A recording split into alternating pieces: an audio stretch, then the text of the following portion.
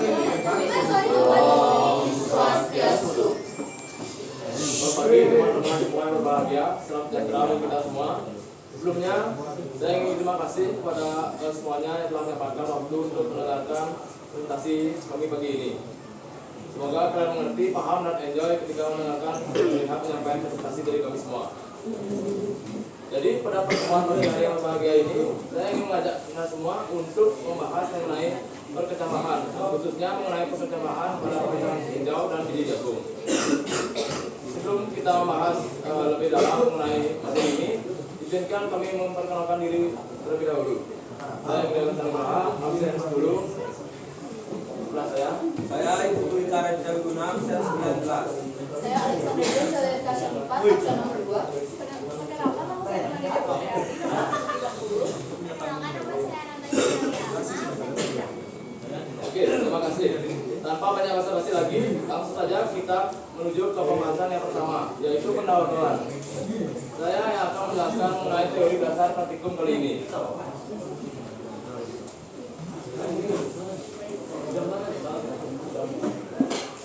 Anda semua pasti sudah tidak asing dengan yang namanya perkembangan dan pertumbuhan.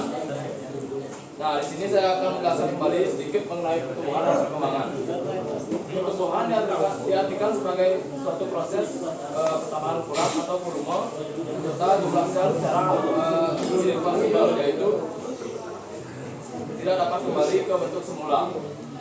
Sedangkan perkembangan adalah suatu proses menuju keadaan yang lebih dewasa.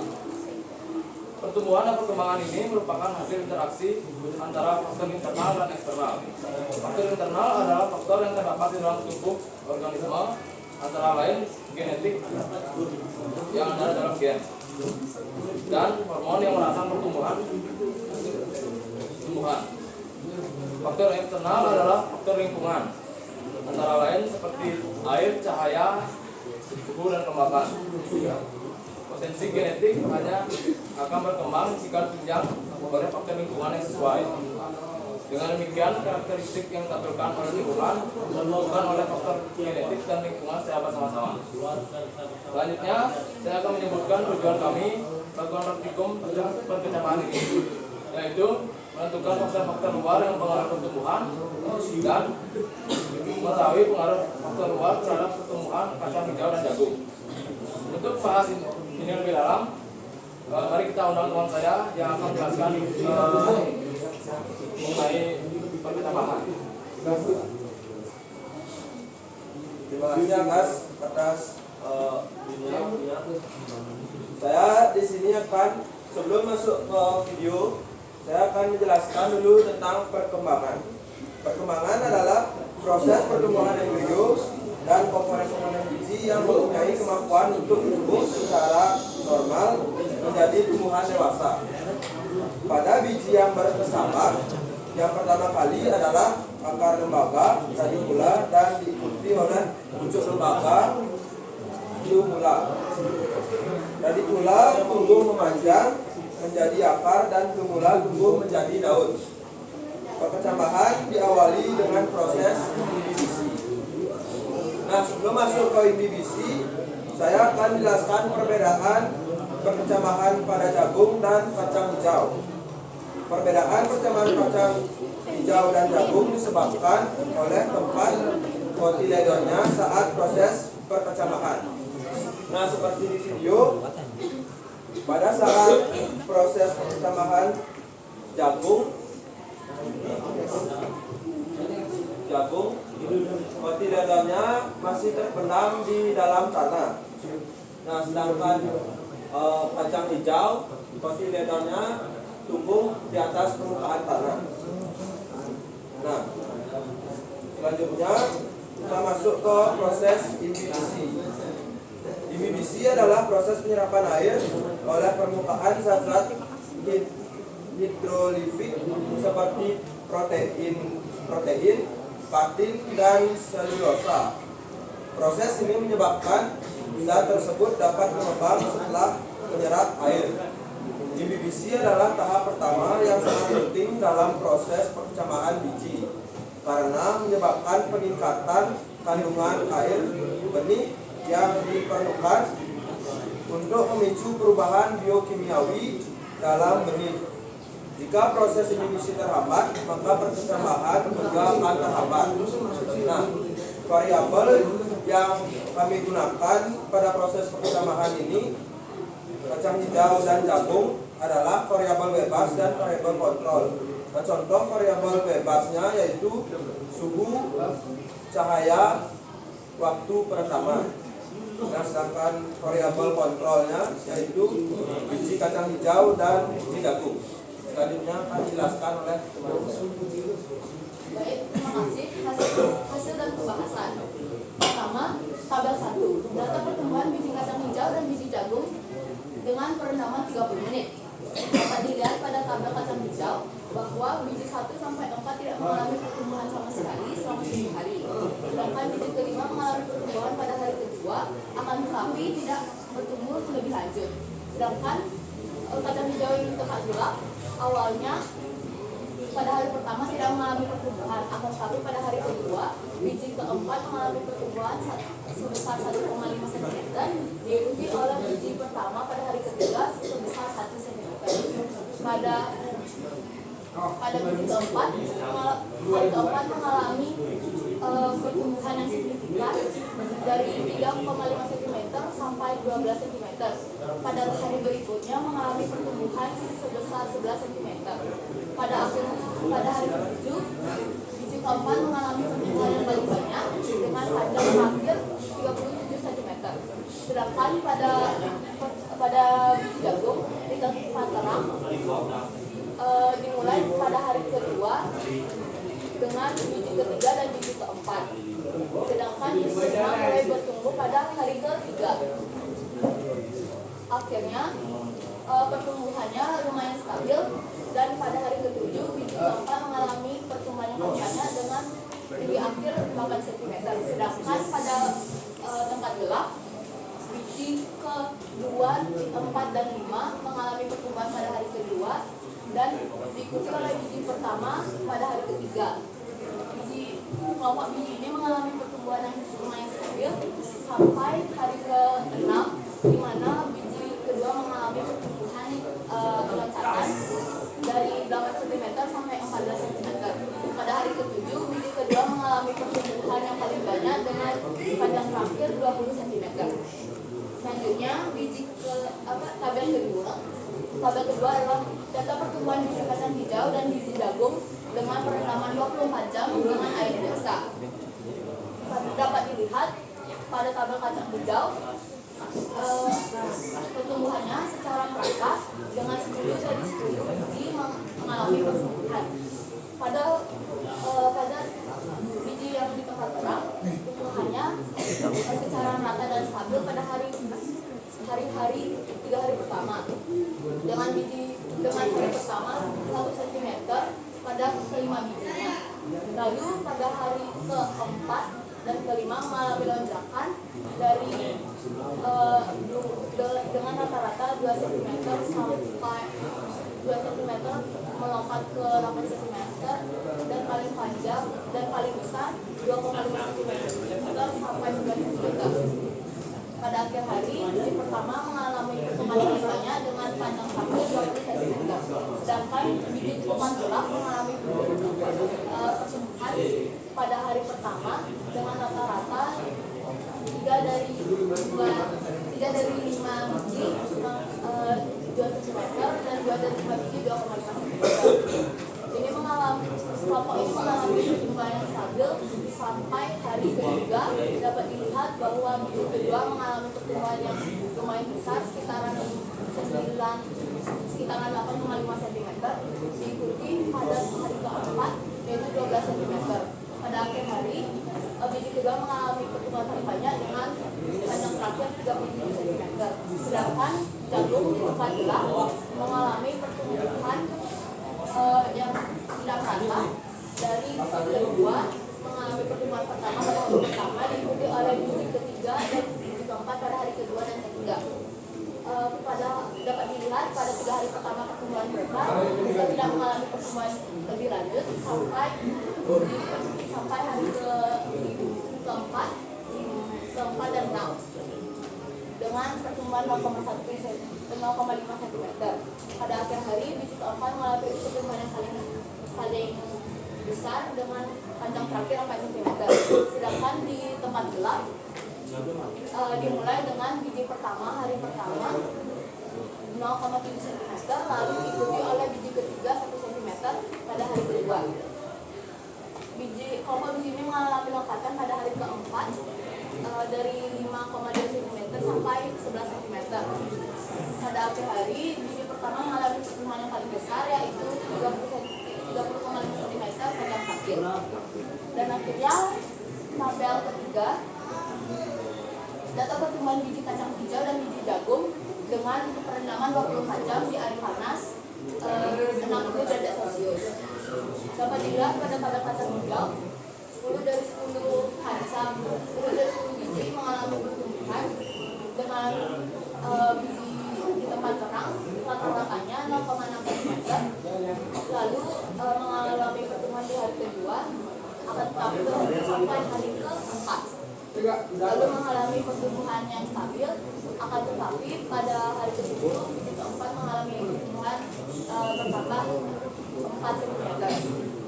Lalu di tempat gelap, hari pertama kelima biji mengalami pertumbuhan dengan rata-rata 0,97 cm dan mengalami pertumbuhan yang stabil sampai hari ke-7, di mana biji keempat mengalami pertumbuhan 12 cm. Sedangkan biji jagung di tempat terang mengalami pertumbuhan yang tidak merata dari hari pertama, biji kedua dan biji keempat mengalami pertumbuhan 1 cm, lalu mengalami pertumbuhan yang stabil sampai hari ke-7, di mana biji kedua mengalami pertumbuhan yang paling banyak dengan panjang terakhir 9 cm. Sedangkan di tempat gelap, biji kedua dimulai dengan biji kedua dan biji keempat mengalami pertumbuhan pada hari pertama, diikuti oleh biji kedua dan biji kelima pada hari kedua. Ini mengalami pertumbuhan yang stabil seperti tadi, akan tetapi pada hari ke-6 dan ke-7 mengalami loncatan dari 5,9 cm, 12 cm, dan 21,1 cm. Pada akhir hari, biji ketiga mengalami pertumbuhan yang paling banyak. Selanjutnya akan dibahas oleh rekan saya. Selanjutnya saya akan membahas mengenai masalah-masalah atau pertanyaan kita yang sudah kita studi masalah sebelum kita melakukan percobaan. Yang pertama, bagaimana sih pengaruh cahaya pada tumbuhan? Jadi seperti yang kita tahu, cahaya itu memiliki pengaruh yang sangat signifikan pada tumbuhan untuk melakukan proses fotosintesis. Pada kecambah yang diletakkan pada tempat terang itu, kecambah dapat melakukan fotosintesis karena mendapat cahaya, sehingga kecambah pada tempat terang itu akan tumbuh dengan sehat dan juga daunnya berwarna hijau. Sedangkan pada tempat gelap, kecambah tidak mendapat cahaya sehingga tidak dapat melakukan fotosintesis, sehingga hal tersebut menyebabkan kecambah yang diletakkan pada tempat gelap akan mengalami etiolasi atau kepucasan. Berikut adalah video pembuktian bahwa cahaya itu sangat berpengaruh pada tumbuhan. Tumbuhan itu akan tumbuh mengikuti sumber cahaya yang mereka dapat. Jadi seperti yang bisa kita lihat di sini, sumber cahaya di kiri, jadi dia tumbuh di kiri. Setelah itu mereka tumbuh mengikuti cahaya karena berusaha mencari sumber cahaya untuk melakukan fotosintesis.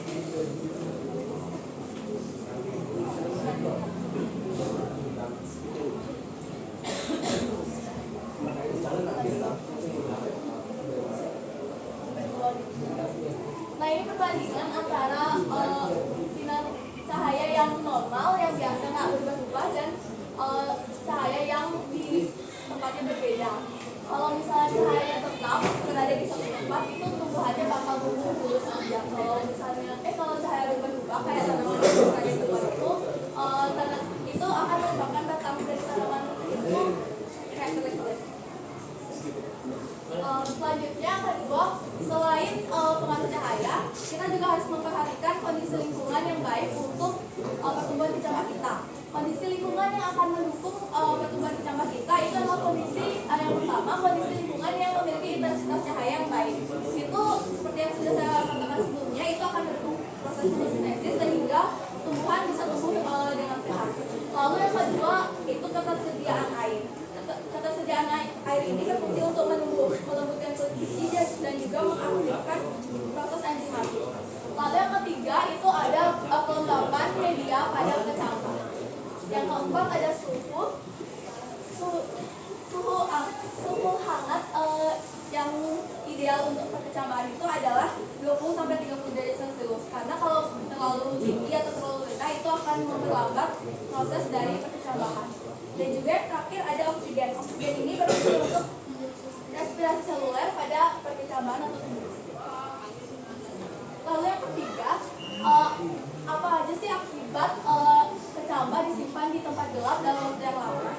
Kecambah yang disimpan di tempat gelap pada waktu yang lama itu seperti yang kita tahu akan mengalami pertumbuhan yang lebih cepat daripada di tempat yang terang, karena hormon auksin bekerja lebih efektif pada tempat gelap. Nah, tapi ada kekurangan juga karena tidak mendapatkan cahaya. Kecambah yang diletakkan di tempat gelap ini tidak dapat melakukan fotosintesis sehingga mengalami kondisi etiolasi yang seperti yang sudah saya sebutkan sebelumnya. Kondisi etiolasi itu adalah kondisi pertumbuhan yang terjadi sangat cepat, tapi kondisi tumbuhannya itu batangnya pucat, batangnya kurus, dan daunnya tidak berkembang. Ini kita bisa lihat perbedaan kondisi normal dan juga kondisi etiolasi. Lalu yang keempat, selain faktor-faktor tadi yang sudah saya sebutkan, ada juga faktor lain dalam percobaan kita yang juga berpengaruh dalam perkembangan perkecambahan kita. Yang pertama itu ada waktu perendaman. Waktu perendaman itu akan mempercepat perkecambahan karena dengan merendam itu akan merendam biji itu akan meningkatkan kadar air pada benih, yang mana hal itu akan memicu benih untuk tumbuh. Lalu yang kedua ada suhu air perendaman. Suhu air perendaman ini untuk mengatur aktivitas enzim dan juga metabolisme. Suhu yang optimal akan mempercepat pembekakan dan pertumbuhan pada biji. Sedangkan suhu yang terlalu rendah atau terlalu tinggi akan memperlambat atau bahkan merusak biji yang akan kita tanam. Dan yang terakhir itu adalah kelembapan. Kondisi yang lembab akan menyediakan air untuk tanaman, yang mana itu akan mendukung aktivitas pemanjangan sel-sel dan juga kecepatan pertumbuhan. Lalu jadi coba mana yang paling cepat mengalami pertambahan tinggi pada tinggi batangnya. Nah, pada percobaan kita yang mengalami pertambahan batang paling cepat itu adalah tentunya yang di tempat gelap, karena di tempat pada percobaan kita di tempat gelap ini memiliki pertambahan panjang yang sangat panjang.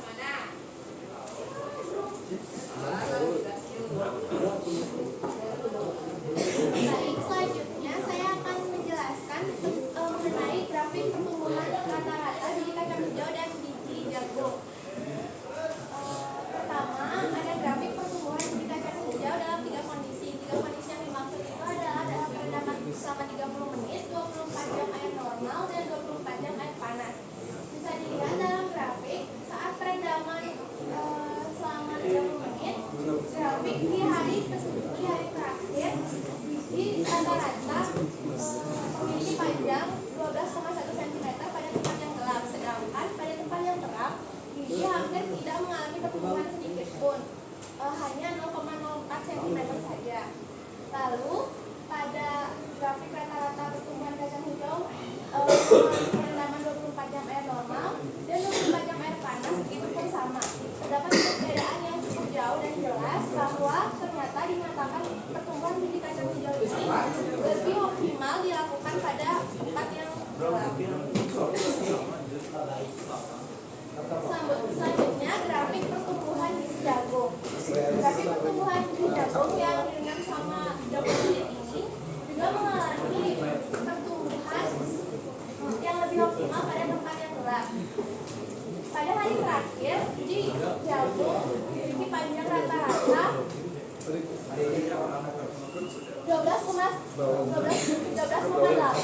pada tempat yang gelap, sedangkan pada tempat yang terang hanya 2,88 cm saja. Begitu pula dengan pertumbuhan biji jagung pada perendaman 24 jam air normal, pada hari terakhir dia mengalami pertumbuhan sepanjang 9,32 cm pada tempat gelap dan 1,5 cm pada tempat terang. Dan yang terakhir, pada grafik rata-rata pertumbuhan biji jagung perendaman di air panas selama 24 jam, di hari terakhir biji jagung ini mengalami pertambahan tinggi 8,5 cm pada tempat yang gelap rata-ratanya, sedangkan di tempat yang terang hanya sekitar 3 cm. Bisa dilihat dari keenam grafik ini. Bisa dilihat dari keenam grafik yang tadi saya jelaskan bahwa rata-rata biji kacang hijau dan biji jagung pada hari pertama hanya mengalami pertumbuhan sekitar 1 cm atau bahkan ada yang belum tumbuh. Hal ini itu dikarenakan saat kita menaruh kacang hijau dan biji jagung pada media, yaitu kampas yang sudah basah, biji itu akan menyerap air dalam jumlah yang besar atau biasa proses ini kita sebut dengan proses inhibisi. Proses inhibisi ini sudah dijelaskan tadi, air yang masuk ke dalam biji ini akan melakukan enzim-enzim seperti enzim oksid dan enzim lain-lainnya dan akan melakukan proses untuk memulai perkecambahan. Hal inilah yang memerlukan waktu lama. Jadi sebab itu pada hari pertama biasanya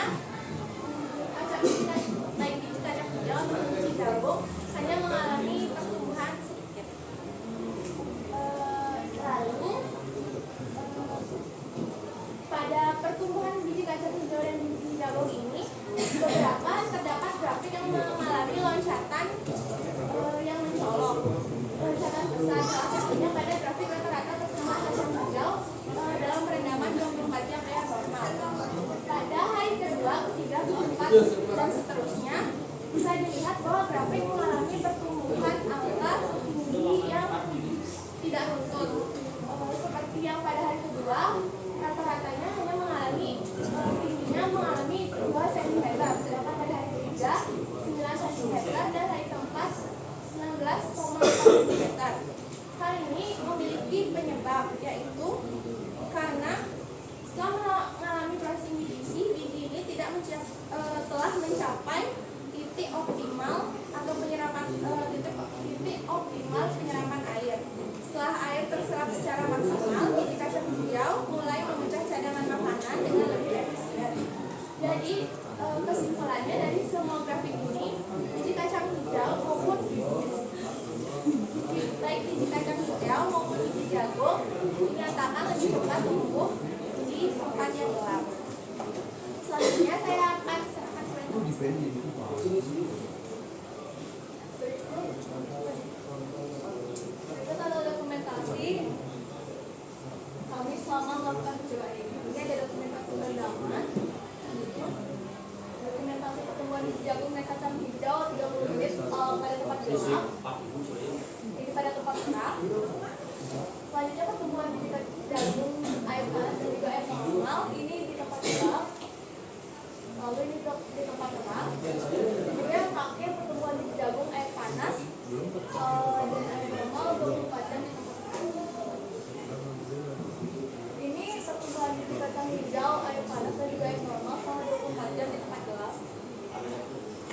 Dan dari semua itu, dari semua percobaan dan penelitian yang sudah kami lakukan, kami menarik beberapa poin kesimpulan.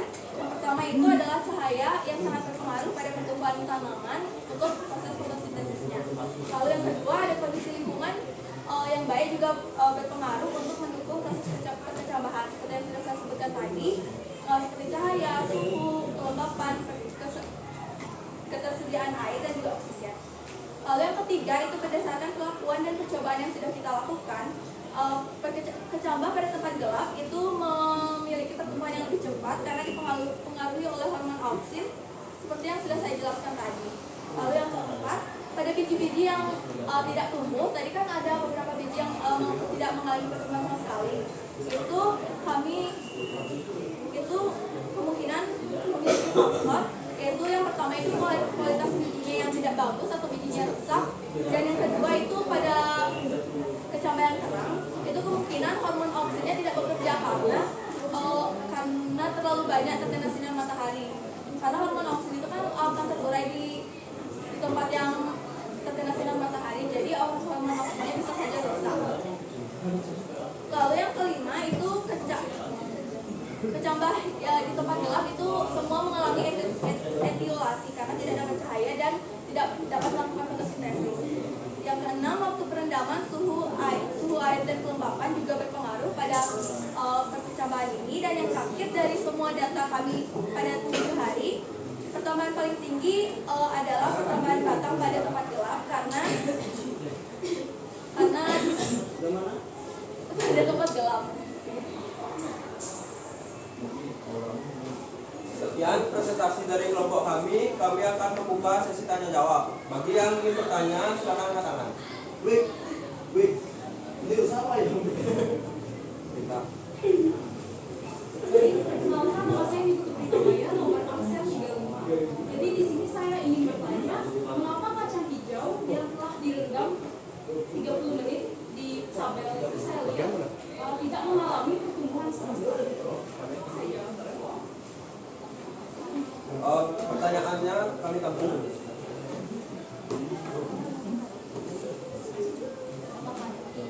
Ya, tadi itu. Jadi saya menanya tadi akan dijelaskan di kondisi lingkungan itu berjelasin kalau oksigen itu ada fungsi bagi tanaman, yaitu untuk respirasi seluler. Respirasi seluler itu apa sih? Izinkan kami berdiskusi terlebih dahulu.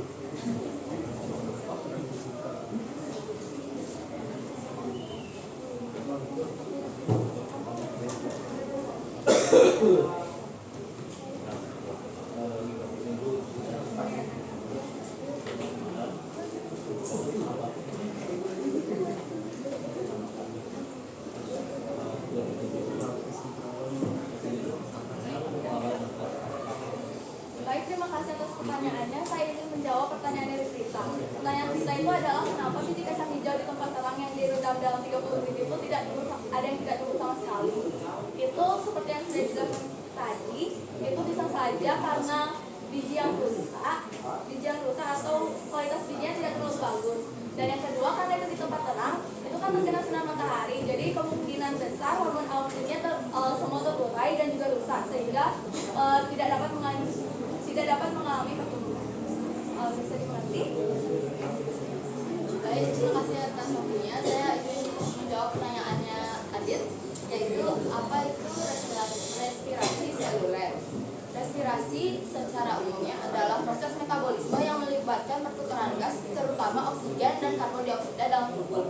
Respirasi seluler adalah proses perombakan molekul organik kompleks yang kaya akan energi potensial menjadi produk limbah yang berenergi lebih rendah atau proses katabolik pada tingkat seluler. Jadi dia merombak enzim-enzim dan enzim-enzim yang kompleks menjadi enzim-enzim menjadi limbah yang berenergi. Dapat dimengerti? Baik, sekian presentasi dari kelompok kami. Terima kasih teman-teman semua dan juga ibu guru sudah mendengarkan dan menyimak penjelasan dari kami. Semoga kalian paham dan mengerti dengan apa yang kami jelaskan tadi. Kami mohon maaf apabila ada kesalahan kata pada saat kami menjelaskan. Akhir kata kami tutup dengan Brahma Santi. Om Santi Santi Santi Om.